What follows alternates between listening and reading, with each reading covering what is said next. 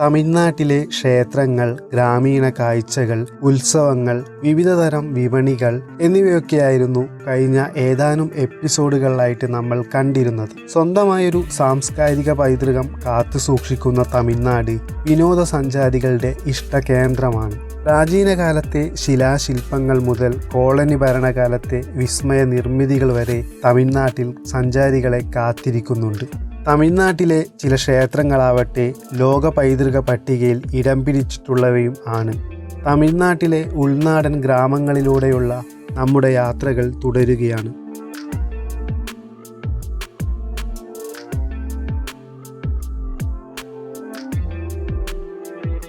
കോയമ്പത്തൂരിലെ ഇരികൂറിന് അടുത്തുള്ള മറ്റൊരു ഗ്രാമത്തിൽ വിശാലമായ കാറ്റാടിപ്പാടങ്ങൾ ഉണ്ടെന്ന് പറഞ്ഞു കേട്ടിട്ടുണ്ട്. ഇന്ത്യയിലെ വിവിധ സംസ്ഥാനങ്ങളിലൂടെ ഞങ്ങൾ യാത്ര ചെയ്യുമ്പോഴും നിരവധി കാറ്റാടിപ്പാടങ്ങൾ കാണാറുണ്ട്. കൂറ്റൻ കാറ്റാടികൾ നിരന്നു നിന്ന് കറങ്ങുന്നത് ചേലുള്ള ഒരു കാഴ്ച തന്നെയാണ്. എന്നാൽ ഇതുവരെ ഒരു കാറ്റാടി യന്ത്രത്തിൻ്റെ അടുത്തുപോയി കാണാനോ കൂടുതൽ അറിയാനോ ഒന്നും ശ്രമിച്ചിരുന്നില്ല. അതുകൊണ്ട് തന്നെ ഒരുപാട് നാളായി പോവണം എന്ന് ആഗ്രഹിച്ച ഒരു യാത്രയാണ് ഇത്. കോയമ്പത്തൂർ സെൻട്രൽ റെയിൽവേ സ്റ്റേഷനിൽ നിന്ന് 16 കിലോമീറ്ററും കോയമ്പത്തൂർ ശ്രീചിത്ര എയർപോർട്ടിൽ നിന്ന് 21 കിലോമീറ്ററും യാത്ര ചെയ്താൽ ഇരികൂർ എന്ന ഗ്രാമത്തിലെത്താം. ഉക്കടം, ഇരികൂർ, സിംഗനല്ലൂർ വഴി പൊള്ളാച്ചിയിലേക്ക് പോകുന്ന ഹൈവേയിൽ നിന്ന് 4 കിലോമീറ്റർ അകലെയായിട്ടാണ് ഈ സുന്ദരമായ ഗ്രാമം സ്ഥിതി ചെയ്യുന്നത്. ഈ ഗ്രാമത്തിന് ചുറ്റുമാണ് നിരവധി കാറ്റാടി യന്ത്രങ്ങൾ സ്ഥാപിച്ചിട്ടുള്ളത്.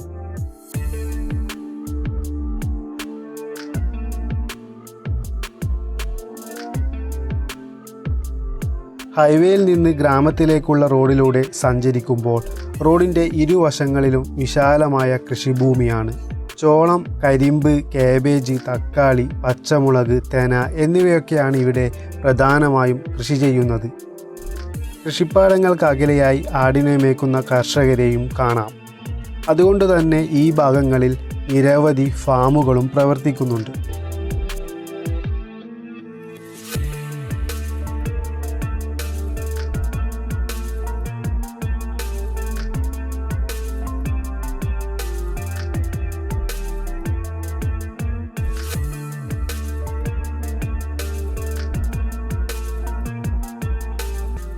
അങ്ങനെ ദീർഘനേരത്തെ യാത്രകൾക്കൊടുവിൽ കൃഷിപ്പാടങ്ങളും ജനവാസ മേഖലകളും കടന്ന് ഗ്രാമത്തിലേക്കുള്ള വഴിയിലെത്തി. മറ്റ് ഗ്രാമങ്ങളെ ബന്ധിപ്പിക്കുന്ന ഇടങ്ങളിൽ റോഡുകൾ ടാർ ചെയ്തിട്ടുണ്ട്. എന്നാൽ ഭൂരിഭാഗവും ചെമ്മൺ പാതയാണ്. ഇന്നും നാഗരികത തൊട്ടു തീണ്ടാത്ത ഇത്തരം ചെമ്മൺ പാതയിലൂടെയുള്ള യാത്രകൾ ഒരു പ്രത്യേകതരം അനുഭൂതിയാണ് നമുക്ക് നൽകുന്നത്. വളരെ അപൂർവമായി മാത്രമാണ് ഈ റോഡുകളിലൂടെ കാറുകൾ സഞ്ചരിക്കുന്നത്. കൂടുതലായും ട്രാക്ടറുകളും ബൈക്കുകളും ആണ് ഈ റോഡിലൂടെ സഞ്ചരിക്കുന്ന വാഹനങ്ങൾ.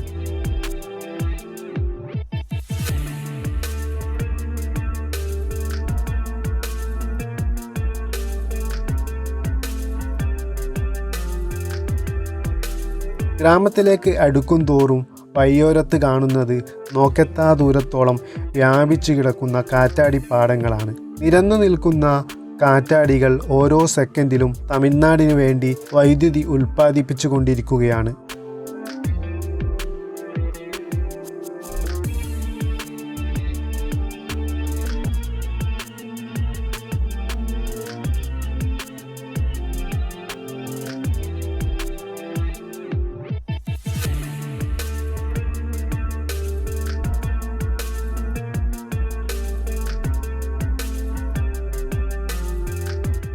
നീണ്ട യാത്രകൾക്കൊടുവിൽ ഞങ്ങൾ ആളുകൾ താമസിക്കുന്ന ഗ്രാമത്തിലെത്തി. ഗ്രാമത്തിനു ചുറ്റും വിശാലമായ കൃഷിപ്പാടങ്ങൾ, അവയ്ക്കിടയിൽ തല ഉയർത്തി നിൽക്കുന്ന കാറ്റാടിപ്പാടങ്ങൾ. അടുത്തടുത്ത വീടുകളിലായി കുറേയധികം ജനങ്ങൾ ഒരുമിച്ച് താമസിക്കുന്നതാണ് തമിഴ്നാടൻ ഗ്രാമങ്ങൾ.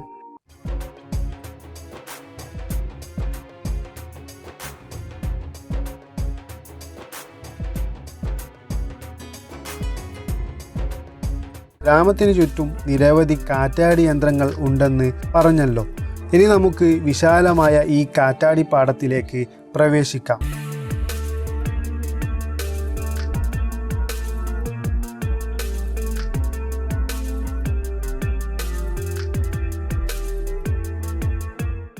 കാറ്റിൽ നിന്നും ഏറ്റവുമധികം വൈദ്യുതി ഉൽപ്പാദിപ്പിക്കുന്ന സംസ്ഥാനമാണ് തമിഴ്നാട്.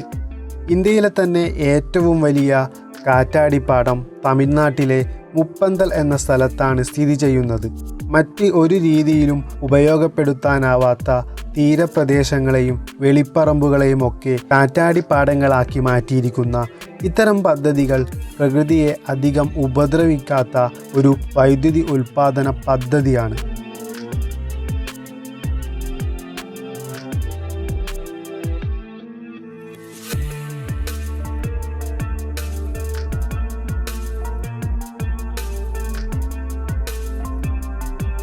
ഗ്രാമങ്ങളെ തമ്മിൽ ബന്ധിപ്പിക്കുന്ന റോഡുകൾ ടാർ ചെയ്തിട്ടുണ്ട്. ട്രാക്ടറിൻ്റെ ഇരുമ്പ് വീലുകൾ ഓടിയ പാടുകളുള്ള റോഡുകളിൽ മറ്റ് വാഹനങ്ങൾ വളരെ പരിമിതമായി മാത്രമേ കാണുകയുള്ളൂ. മെയിൻ റോഡിലും സ്ഥിതി വ്യത്യസ്തമല്ല. എങ്കിലും റോഡിൻ്റെ നിലവാരം എടുത്തു പറയേണ്ടത് തന്നെയാണ്.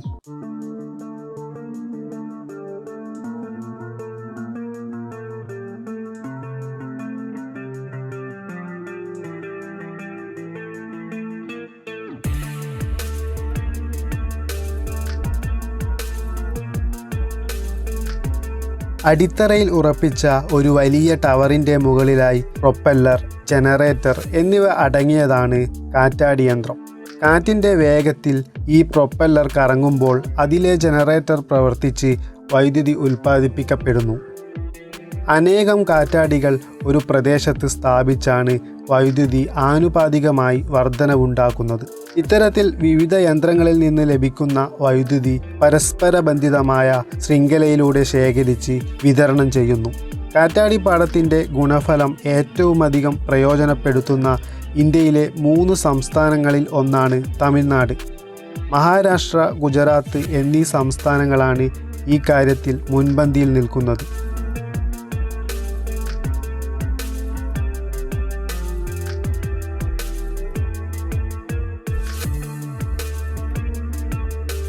കഴിഞ്ഞ 6 വർഷങ്ങൾക്കിടയിൽ തമിഴ്നാട് കാറ്റാടിപ്പാടങ്ങളിൽ നിന്നുള്ള വൈദ്യുതി ഉൽപ്പാദനം 8 മടങ്ങ് വർദ്ധിപ്പിച്ച് റെക്കോർഡ് നേട്ടം കൈവരിച്ചിരുന്നു. ലോകത്തിലെ 75-ൽ പരം രാജ്യങ്ങളിൽ ഇത്തരത്തിൽ വൈദ്യുതി ഉൽപ്പാദിപ്പിക്കുന്നുണ്ട്. ഓരോ കാറ്റാടി യന്ത്രത്തിൻ്റെയും സ്ഥാപനം ശ്രമകരമായ ജോലിയാണ്. വലിയ ക്രെയിൻ ഉപയോഗിച്ച് വിദഗ്ധ തൊഴിലാളികളും എഞ്ചിനീയർമാരും ചേർന്നാണ് അത് സാധ്യമാക്കുന്നത്.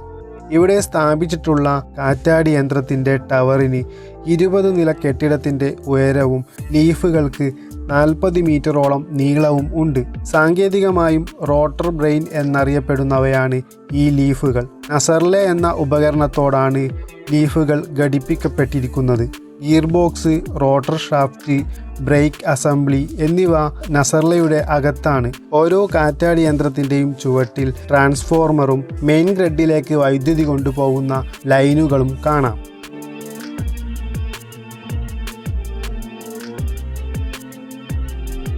ഇത്തരത്തിലുള്ള കാറ്റാടി പാടങ്ങളിൽ നിന്ന് 3000-ലധികം മെഗാവാട്ട് വൈദ്യുതിയാണ് തമിഴ്നാട് കാറ്റാടി പാടങ്ങളിൽ നിന്ന് ഉൽപ്പാദിപ്പിക്കുന്നത്. തമിഴ്നാട് കാറ്റാടി പാടങ്ങൾ ഇനിയും വിപുലീകരിക്കാനുള്ള പദ്ധതികൾ തയ്യാറായി കഴിഞ്ഞു എന്നാണ് അറിയാൻ കഴിഞ്ഞത്. സംസ്ഥാനത്തിന് ആകെ വേണ്ട വൈദ്യുതിയുടെ 10% കാറ്റാടി പാടങ്ങളിൽ നിന്ന് ഉൽപ്പാദിപ്പിക്കാനാണ് വിൻഡ് എനർജി പോളിസി വിഭാവനം ചെയ്യുന്നത്. ഇത് തമിഴ്നാടിന് വലിയ മുന്നേറ്റം തന്നെയായിരിക്കും എന്ന് പറഞ്ഞുകൊണ്ട് ഇന്നത്തെ വീഡിയോ ഇവിടെ വൈൻഡപ്പ് ചെയ്യുന്നു. നന്ദി.